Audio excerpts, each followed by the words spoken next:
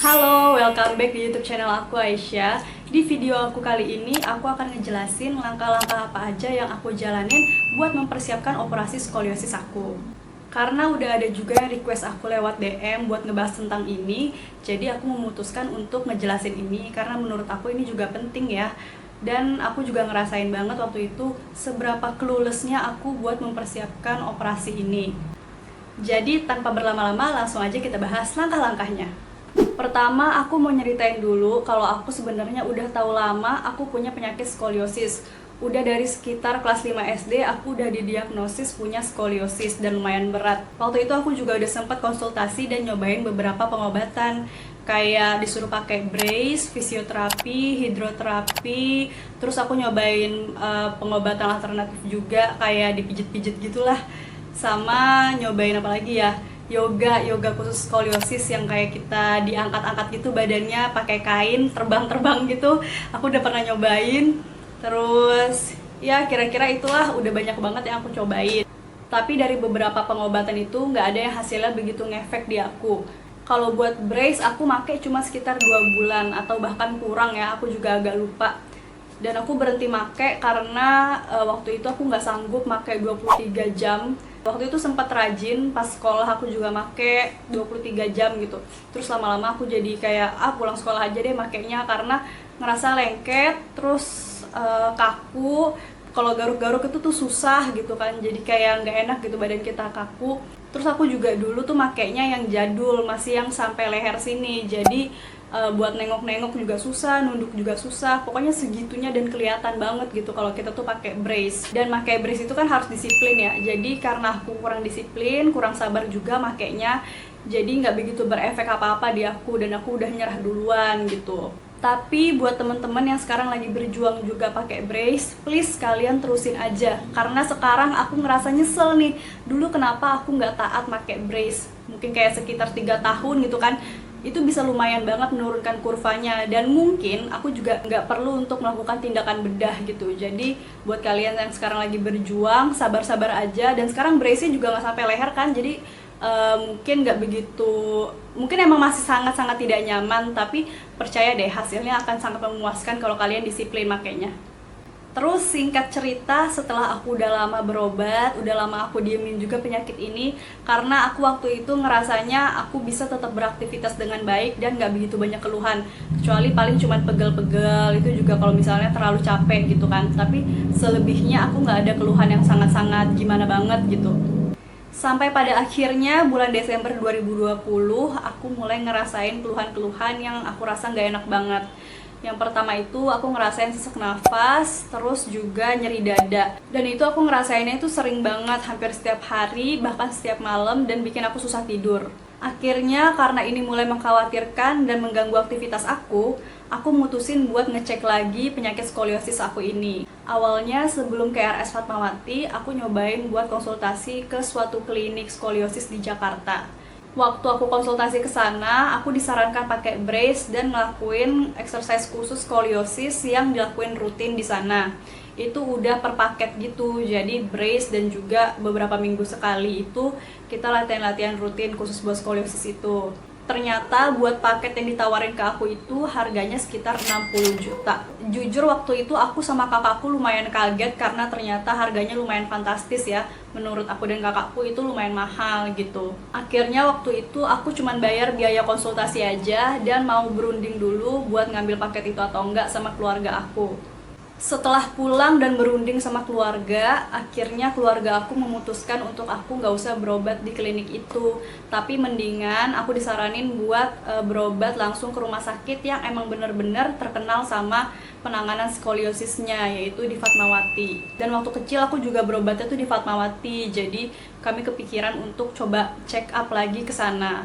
Aku sekeluarga juga udah berunding, kalau nanti ternyata aku disuruh operasi, aku udah bilang sama mereka kalau aku udah siap, jadi mereka pun juga ikut mendukung. Di tanggal 28 Desember, akhirnya aku ke Rumah Sakit Fatmawati untuk mengkonsultasikan skoliosisku ini. Aku juga udah sempet ronsen di klinik lain, biar nanti pas konsultasi, dokternya bisa mempertimbangkan kira-kira tindakan apa yang cocok buat aku. Setelah aku konsultasi dan dokter aku juga udah ngelihat hasil ronsen aku, Ternyata bener aja, aku cuma dikasih pilihan buat operasi. Jadi karena aku juga udah siap dan aku juga udah berunding sama keluarga aku, akhirnya aku menerima untuk aku dikasih tindakan operasi. Di pertemuan berikutnya, tanggal 30 Desember, aku disuruh untuk ronsen ulang karena ada beberapa gerakan yang kurang lengkap, yaitu gerakan bending. Jadi, aku disuruh ronsen lagi depan, samping, dan bending kanan kiri. Di tanggal 8 Januari, aku ronsen ulang di bagian radiologi. Sembari nunggu jadwal konsul, di tanggal 4 Januarinya aku juga udah ngurus daftar online BPJS. Di tanggal 18 Januari, aku konsulin lagi hasil ronsen aku. Dan ternyata hasil ronsen aku udah sampai 60 derajat di bagian toraks.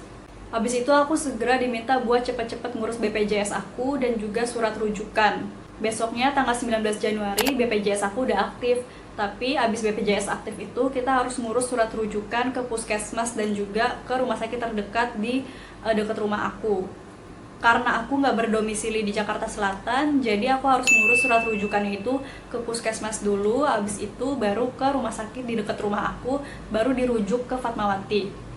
Akhirnya di tanggal 3 Maret surat rujukan aku udah jadi. Jadi surat rujukan itu fungsinya biar kita bisa di cover pengobatannya. Setelah aku udah selesai surat rujukan itu, aku udah bebas biaya konsultasi, bebas biaya operasi juga. Jadi setelah ada surat rujukan itu, baru kita bisa ke cover pengobatannya. Di tanggal 8 Maretnya aku datang lagi buat ngurus surat persiapan alat. Jadi buat operasi kita harus ngajuin surat persiapan alat dulu, baru nanti kita dikabarin kapan operasinya. Setelah aku udah ngajuin surat persiapan alat, aku diminta buat nunggu aja dan katanya bakal dikabarin lewat chat kapan aku dikasih jadwal operasinya. Di bulan Maret dan April aku nunggu dikabarin sama pihak rumah sakit dan ternyata aku belum dikabar-kabarin juga. Akhirnya tanggal 3 Mei aku inisiatif buat ngechat ke pihak rumah sakitnya langsung. Dan asisten dokternya ngasih tahu kalau belum ada kamar kosong buat operasi. Akhirnya 17 Mei aku dikabarin lagi sama pihak rumah sakit kalau ternyata di bulan Juni itu ada kamar operasi yang kosong. Di tanggal 2 Juni aku diminta buat datang lagi buat ngurus jadwal operasi dan jadwal persiapan operasinya. Ternyata surat rujukan aku itu cuma sampai tanggal 1 Juni. Jadi surat rujukan itu cuma berlaku 3 bulan. Dan aku juga nggak ngecek kalau ternyata itu udah habis tenggat waktunya.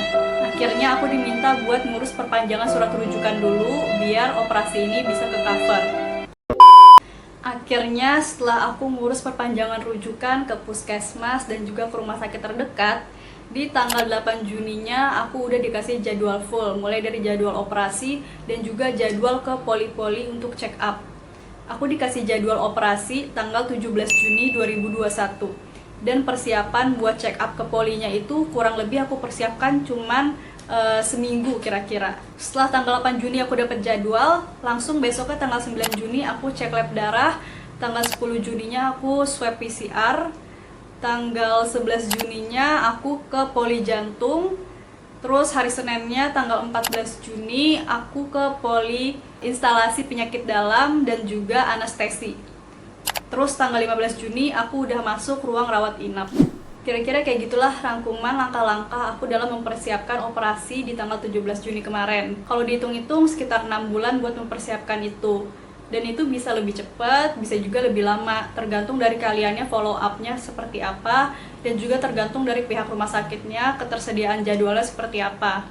Semoga dari video ini bisa ngasih gambaran ke kalian bagaimana langkah-langkah buat persiapan operasi. Tapi beda rumah sakit, mungkin prosedurnya juga ada yang sedikit berbeda dan waktunya juga nggak persis sama kayak gini.